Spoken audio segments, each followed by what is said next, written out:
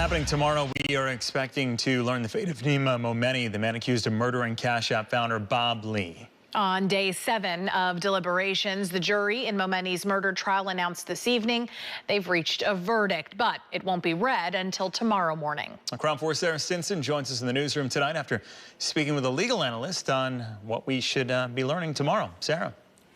A legal analyst says because both the prosecution and the defense presented such strong cases, jurors had a lot to figure out. The jury can either acquit Momeni or they can put him behind bars anywhere between 4 years to life.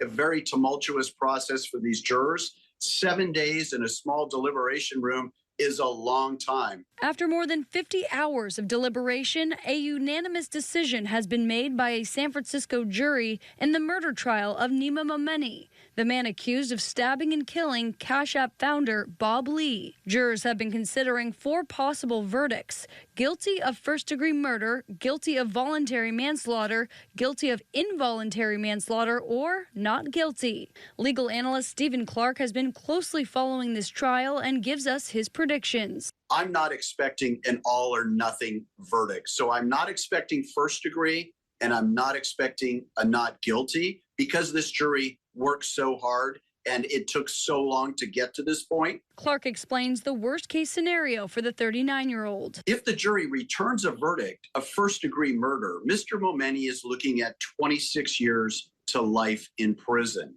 If the jury decided it was not premeditated but was second-degree murder, then it would be 16 to life. But both of those murder charges are likely to mean that Momeni will not get out of prison anytime in the near future. If Momeni is charged with involuntary manslaughter, he faces up to 4 years behind bars. Voluntary manslaughter would be up to 12 years. 43-year-old Lee was stabbed in the heart under the Bay Bridge on April 4th of last year. During the trial, Momeni took to the stand, testifying that Lee pulled out the knife first, swung at him, and Momeni redirected the knife back to Lee's chest in self-defense. And the defendant claims he never called 911 because he didn't know Lee was injured. And the big question I think that this jury was asked about was who brought the knife to the altercation. That is a key, and I think that was something they worked very hard on. The defense had a competing narrative for everything the prosecution put on the witness stand, and I think that was key here as well.